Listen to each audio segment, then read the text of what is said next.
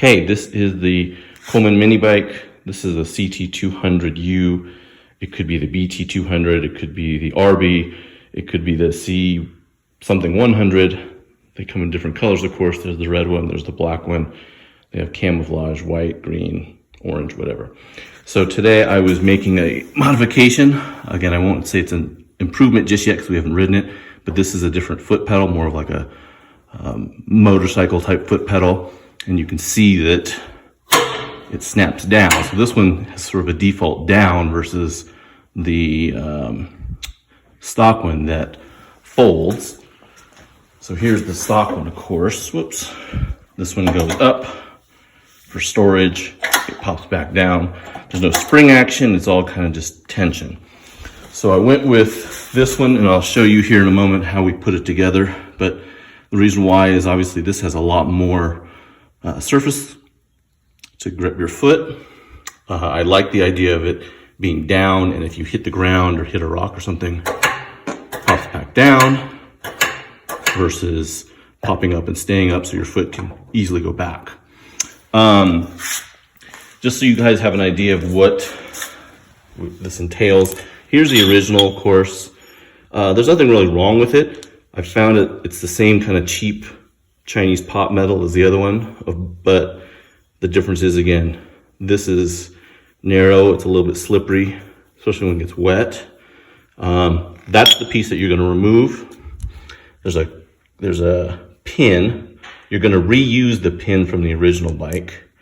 And then here's the other little bits and pieces. There's a cotter pin, a little spring, in case anyone is curious how this works. On the original one, the spring actually sits in there. There's a little tiny ball bearing here that sits in, and it basically, again, just stays put because of tension. In the new package, this is what you typically get, one per side. New pedal, of course. You get a new pin that we're not going to use. I'll show you why. The spring, which is very important, and a new cotter pin. The thing comes in a bag of 2. I got this on eBay. I went with literally the cheapest one you could get for $9. They make them up to 20 if you want to have different colors. I'm guessing that you could probably get something better than this for more than $9 if you want to pay for it. I did some grinding on this and I didn't see any sparks. So I don't know. I'm not going to say it's metal. I'm going to say it's metallic. And if I drop it on the ground and it shatters, yeah. These are the tools that I need, or that you may need. Needle nose pliers. This is to, I'll show you later, to bend the actual housing that the pedal sits in, and that's just to beat the shit out of things. You probably could use a Dremel as well. I'll show you why when we get there. We're back here for, this is sort of the, more of the takedown part of the video here. So this is the old one. Again, you can see how, after a little bit, I mean, it's okay. You don't have to replace it. This is just a preference. But I don't like it how it does this. It's a little bit too wonky. So first thing you have to do, of course, for this, I don't think you need safety goggles, but if you want to, you can. I don't think you need a COVID mask. If you want to, you can. So first thing, try to get this damn pin out. It's just cheap, you know, comes some kind of aluminum type bit. You're not going to reuse this pin, so don't worry about it. Just somehow pull it out. There you go. Lost a washer too. Again, the pin we're going to reuse. Here comes the, again, here's how this thing works. Pressure on that little ball and spring keeps it up and down. There it goes. All right, so that's all crap we don't need. We will reuse the pin. And to show you how this works, again, this is maybe unique to this particular brand, if you want to call it, this batch. You can see how it's really not the best quality. Again, I can grind on this or use my Dremel and it just goes down pretty easy. And you're going to have to do that. The reason why is you can see that right away, it doesn't quite fit in the old housing. So if you're really strong, needle nose pliers. If you're a weakling like me, you will need to use wrench. Pretty simple, you know, and you could also try to grind this down. There will be a little bit of grinding and just to make things fit, but inevitably you're gonna have to just take this, just give it a little bit of a push, just enough so that it'll eventually get in there, okay? Now, this is just to show you how it works without all the stuff in the way. The pin will go back in, like that.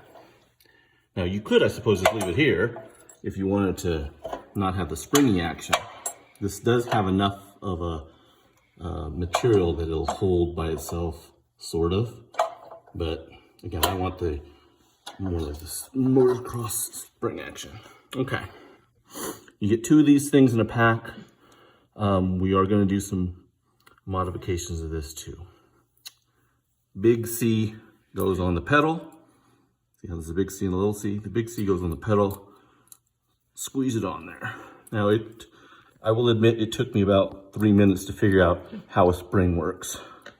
This doesn't go on like this. Okay, this little C will eventually be sticking up. Okay, that's what makes it have some tension. That's what makes it spring. So if I do this right, take the small C, you're gonna bend, bend, bend, and then you're gonna have to kind of wedge this in. So this is ultimately how it's gonna work, like that. But you can see how it's already under tension. I'm gonna show you here in a second one of the modifications that I had to do to get this to properly seat. Because right now you can see how it's not just the tension that's the problem. It's that this is too thick and it won't allow you have to move back a little bit. It won't allow the pedal to actually go all the way in to the point that the pin can hit. So this is what I had to do on the left side and what I'll have to do here. When you look at this, you can see there's a little bit of a raised area here of pot metal. We're gonna trim that down.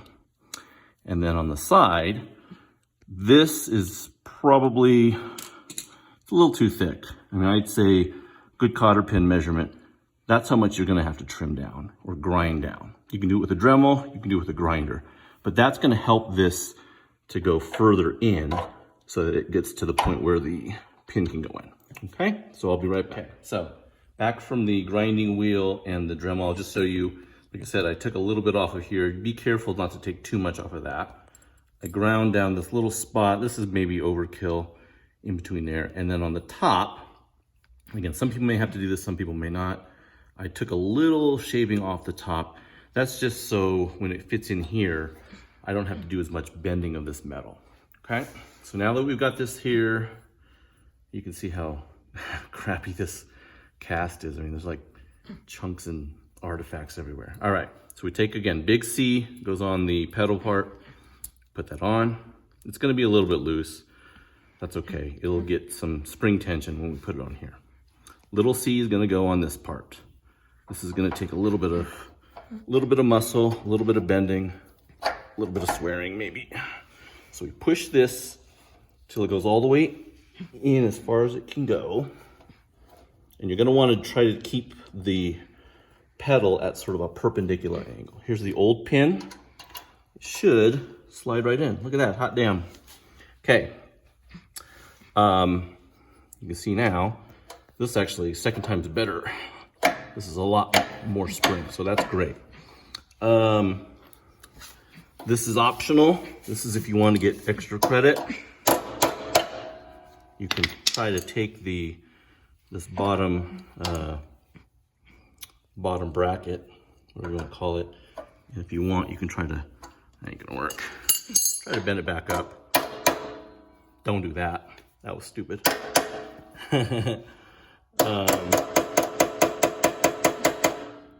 Again, totally unnecessary, but my wife's probably on a phone call, so why not? All right, so there. Now we would take the little cotter pin, slides right in, and if you know how a cotter pin works, you just bend it. So this part here, I suppose, could be some kind of a safety hazard or something. You don't have to worry about this little C. You can just bend it up, or you can take some snips or a Dremel, you can just cut it off. But this is pretty much it. I think it's a lot better. Now, when we kind of take a step back and look at the whole thing, you can see, no, get on, put your feet on there. You can see how this is just, whoops, a lot more area for your foot. So I like that better. Again, I like the default down so that while you're riding, you don't have to stop and have to try to kick it down with your feet. So it was actually pretty easy. I mean, this whole video is probably 10, 15 minutes long for both of them. $10.